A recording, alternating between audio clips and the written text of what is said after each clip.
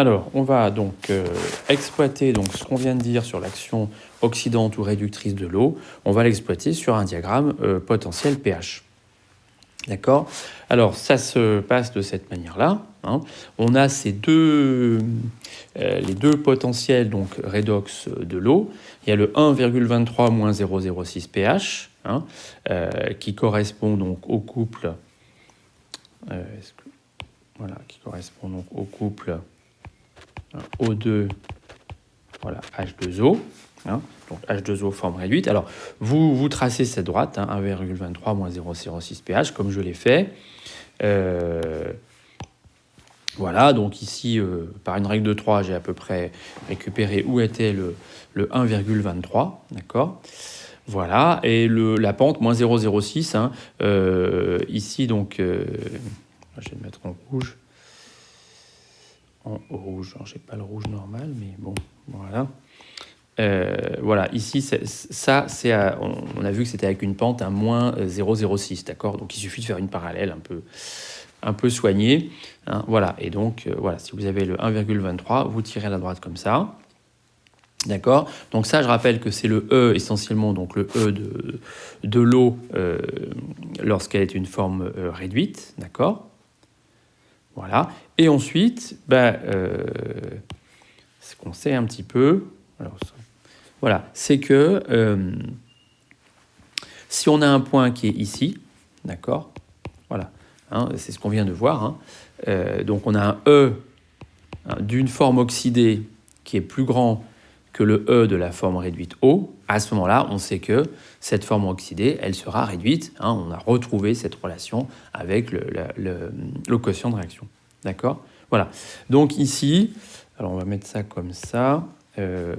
Voilà, on va écrire ce commentaire comme ça. Est-ce que je peux arriver à grossir ça? Voilà. Ici, donc voilà. Donc au-dessus de cette ligne, hein, au-dessus de la 1,23 moins 0,06 pH, hein, on va dire, les formes hein, oxydées hein, sont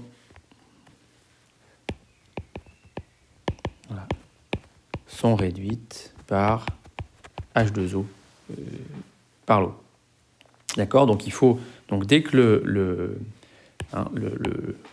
E et le pH seront au-dessus de cette ligne, à ce moment-là, on a une réaction hein, qui va s'enclencher avec l'eau hein, et les espèces présentes.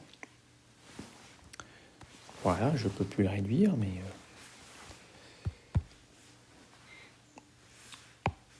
ok. Voilà, d'accord. Donc en dessous, on a vu qu'il n'y avait pas de problème. Hein. Alors, qu'est-ce qui se passe? Je ne peux plus le bouger. Ce truc, ça bug un peu, là. Aïe, aïe, aïe, aïe. Bon, on va continuer comme ça. Alors, ensuite, ici, en dessous,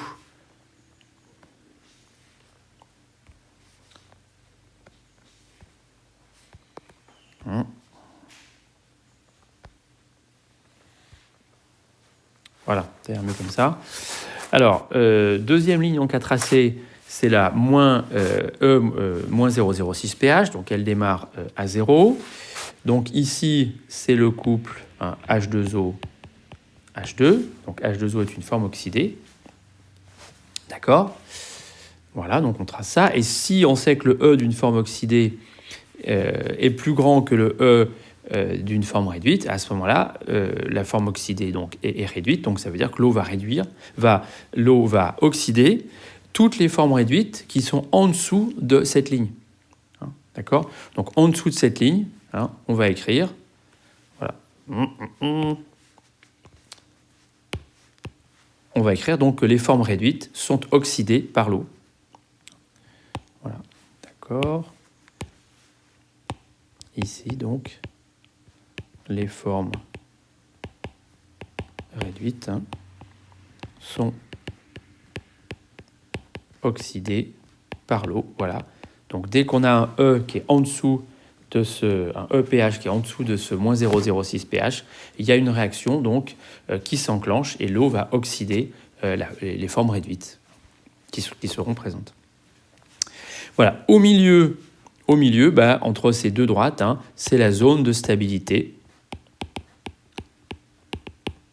Voilà, donc là, il n'y a pas de réaction redox entre l'eau et les espèces présentes. Donc si le E est entre ces deux valeurs, voilà, ça peut rester entre guillemets des années comme ça, et l'eau ne viendra pas modifier les concentrations des espèces.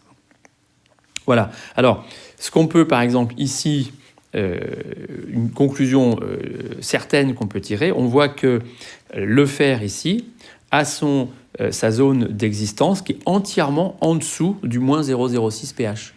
D'accord ? Donc le fer, il est oxydé par l'eau. Conclusion passionnante. Voilà, et ce qu'on savait bien. Hein. Enfin voilà, il n'y a aucune zone, si vous voulez, même si on change le pH, hein, on ne pourra jamais avoir du fer dans l'eau. Le fer sera forcément oxydé dans l'eau. Voilà, d'accord ? Donc ça veut dire qu'une espèce qui va avoir son domaine d'existence prédominance complètement en dessous de la courbe moins 0,06 pH, donc ça ce sera une forme réduite, elle sera oxydée par l'eau. D'accord ? Alors c'est peut-être ce qu'on peut écrire. Pardon. Voilà. Alors, comment je vais revenir à la suite ? Voilà. D'accord. Donc, voilà, une première conséquence. Donc, une forme réduite dont donc la zone d'existence ou prédominance est entièrement donc sous la droite, je peux mettre la courbe,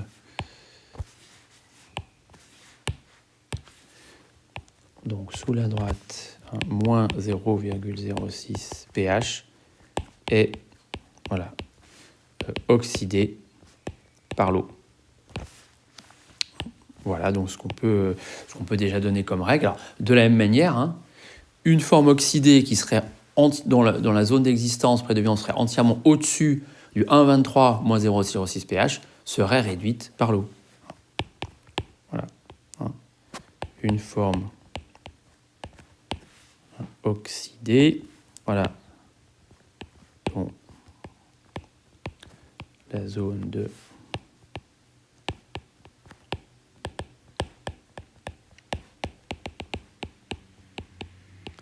existence est entièrement au-dessus de la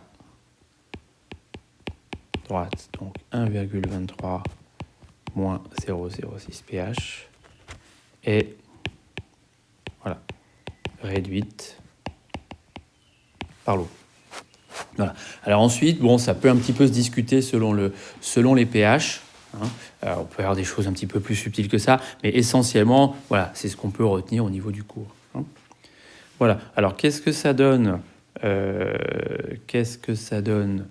donc sur l'exemple un petit peu qu'on avait vu, où j'avais mis les trois. Alors, ça n'arrive pas à se. Voilà. Bon, non, j'ai toujours un truc qui n'est pas présent là. Je sais pas pourquoi ça va pas ce machin là. Bon, on va le faire descendre. On n'a pas de solution. Ok, voilà. Alors ici, pareil, on fait la même chose. Donc sur ce graphe là, sur lequel il y avait les trois éléments qui étaient représentés, le diagramme potentiel pH de trois éléments. Donc pareil, vous avez ici des droites donc qui sont dont la pente c'est moins 0,06. Voilà, c'est celle-ci, celle-là, etc. Donc il y en a une qui part donc à 0. D'accord, voilà, donc c'est la moins 0,06 pH, d'accord. Et puis donc l'autre, je suis arrivé un petit peu à la, voilà. Alors je me suis débrouillé pour trouver où était le 1,23. Donc vous le recopiez un petit peu comme je l'ai fait. Donc on sait qu'ici, voilà, si on veut un petit peu de précision. Là, on a le 0,77 volts en fait, d'accord. Voilà. Donc avec ça, le 1,23, on fait une règle de 3. Voilà, je l'ai trouvé un petit peu en dehors de l'écran. La pente, c'est parallèle à toutes ces droites qui sont ici. Voilà. Donc on a le 1,23 moins 0,06 pH.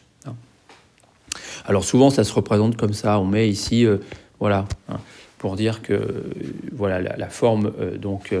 Alors ici, c'est le couple O2H2O. Hein, donc la forme réduite de l'eau réduit les formes oxydées qui sont au-dessus de cette droite. Voilà, on met ça comme ça. Voilà. Et là, ici, on met ça comme ça. On met H2. Voilà, pour dire que là, c'est l'inverse. Hein. Ici, donc, c'est l'eau qui oxyde les formes réduites avec dégagement d'H2. Et au milieu, donc, c'est stable. On ne met rien du tout.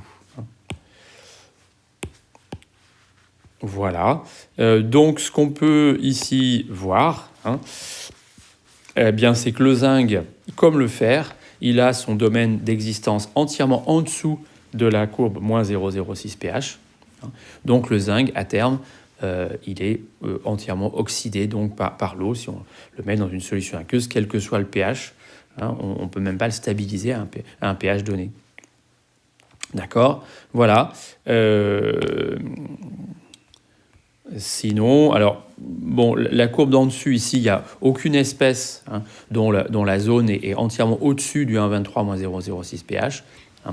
Donc, a priori, ça veut dire que toutes les espèces sont stables. Si jamais on a un E qui est un petit peu trop élevé ici, hein, voilà, si on a un E qui est trop élevé, qui est par là, et bien à ce moment-là, les formes oxydées qui sont là, hein, donc ça peut être CuHO2 ou etc., ou FeHO3, les formes oxydées qui sont là, elles seront réduites, hein, et globalement, le E, il va descendre. Hein. Le E, il va descendre voilà, jusqu'à se retrouver en dessous de cette ligne, hein, et à ce moment-là, les réactions s'arrêteront. Hein.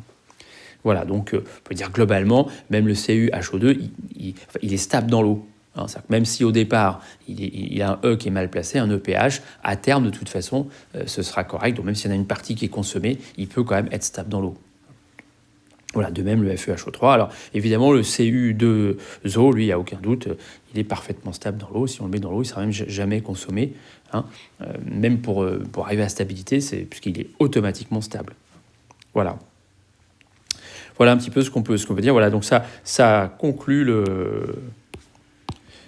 ça conclut